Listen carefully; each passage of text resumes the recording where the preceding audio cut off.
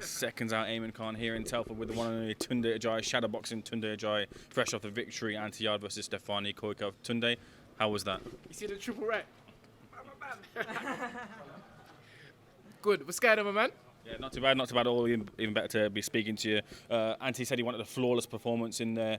Did you get that? Shaking off any rust, if there was any there? Well, it's like I always said, I don't believe in ring rust. I just don't believe in it. Call me what you want.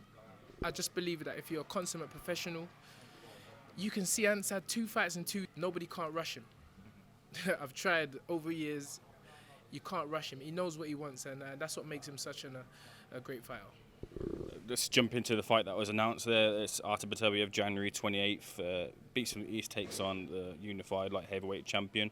Tunde, I just wonder, of the tape you watch of someone like ARTUR, as a fighter, where do you see his strengths and where do you see his weaknesses? Well, he's elite. This is the level. This is elite. This ain't Epping Forest Country Club. You know, this is the top. There's no bigger. This is what's bigger than the Premiership? Champions League. This is Champions League. It's the top of the top. You know, you're going against guys at elite level who are mentally, physically, they can box, they can punch, they can do everything. And you really have to credit Anthony and the work that he's put in for someone who's only had 12 amateur fights to now, after 4 years, challenging for 1 belt. Now he's about to challenge for 3 belts. And so, you ready? Ready, Tunde. So yeah, we'll just pick that back up there. You were kind of making the difference or differential between this being now the Champions League for anti-Yarde. Yes, it's the Champions League. It's the elite level of the sport. This is the level where every boxer with ambition, let me say that, every boxer with ambition dreams of being. Every trainer, every manager, and obviously the promoters, because they do everything. But I would say, I've always said, the relationship a trainer and a fighter has is so close, and to come from nothing where me and Anthony have come from, and just to be here for the second time, it's great. Tunde, I remember when the Kovalev fight, his first step up to world level, came around, and people used this word. They said, they questioned whether is he ready. They'll say the same thing coming around for ARTUR BETERBIEV. Can you tell me, look, Koykov won't be the fight to get him ready for BETERBIEV, but you'll have seen him in the gym day in, day out. What makes you in your heart know that you're certain that he's ready for this fight? Joe. I was going to ask Joe. I was going to say, Joe, when do you think he's ready? Listen, people are fighting. Floyd Mayweather won a world title in his 17th fight. Shakur Stevenson is already a 2-weight world champion. Devin Haney is the youngest undisputed champion.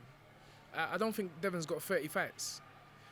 When are we going to be ready? This is what I'm trying to say. Like, you have so many fighters, Olympians. They still ain't fought for a world title. They're still knocking on the window. Let me in. We've had 12 amateur fights.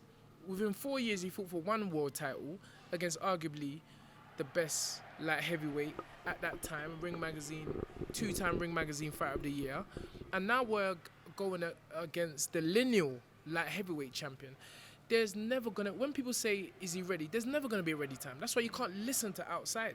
You can't allow what is happening on the outside to affect what's going on the inside. Because if you do that, you will never, ever achieve your dreams. So we'll see. We'll see. At least we're giving people the opportunity to say, all right, these guys are doing it again. And I think that for me, that's what's the great thing. The fact that somebody has a dream,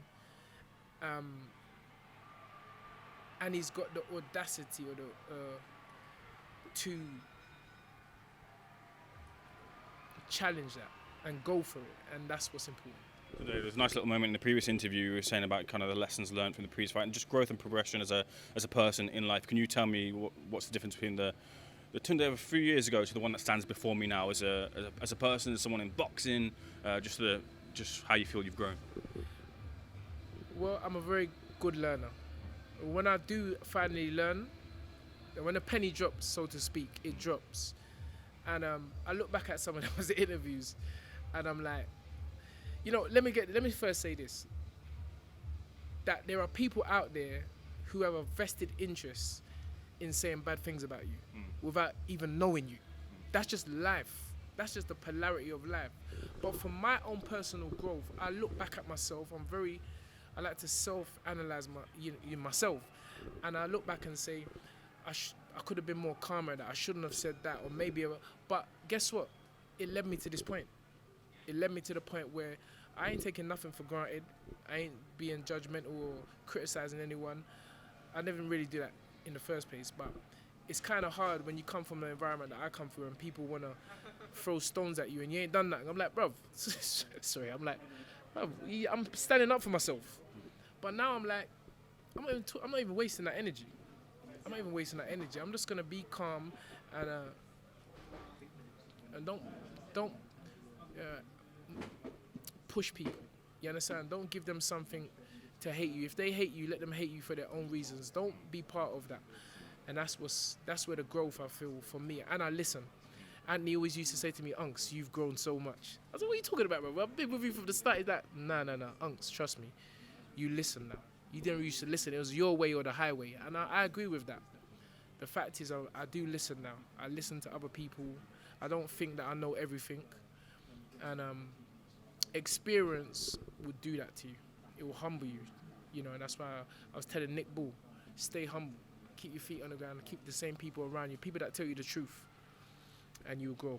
A few questions for me. I was speaking to Anthony in the week. I was talking to him about the team and if there maybe potentially be some additions. And he said, look, it's like a soup. You add in this ingredient, that ingredient. You might want to add coriander, but it's not right for the soup. And I think to paraphrase maybe what he was saying is essentially this is a tight-knit team and he's very confident in the team that he has going forward for the Beterbiev fight. Is that the same way you feel? Yeah, look at our change room. You ain't no bandwagon business in our change room. And I'm not having it anyway. You can't just, and Ant ain't having it. We're people that are very, we don't like the excitement in that respect, and I think we're at a point now where it works. What we're doing works. What we're doing works, and I don't feel there's a need for. We got here like this. I remember clearly going into Billy Joe Saunders' changing room when the night he fought Chris Eubanks, and I remember this. I remember walking in and just seeing Jimmy Tibbs, Mark Tibbs, and Billy Joe, and his dad.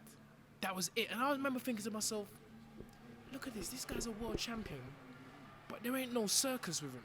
You understand? And I was like, yeah, that stuck in my mind. And I didn't plan that, but that's how it's ended with me and ended up with me, Anthony, and our team, Ade and James Cook. Tunde, January 28th, that's when it goes down at the OVO Arena in London. You said there in a previous interview, look, you don't want to say anything too much, but do you visualise it? Do you see in your mind how the victory happens? Can you maybe let us in on what you're manifesting? Well, I know what I want, but I wouldn't tell you what it is. Nah. I know what I got in my head. I'll keep it in my head. And everybody tune in to BT Sports January the 28th. And if you can't tune in, go one even better. Get your ticket from Ticketmaster, because they're gonna go quickly. And enjoy a fantastic, historic night of boxing. Pleasure speaking to you, Tunde. Thank you for speaking to SecondsOut. Wishing you all the best. Thank you very much. Thank you, sir. Thank you. Let's go.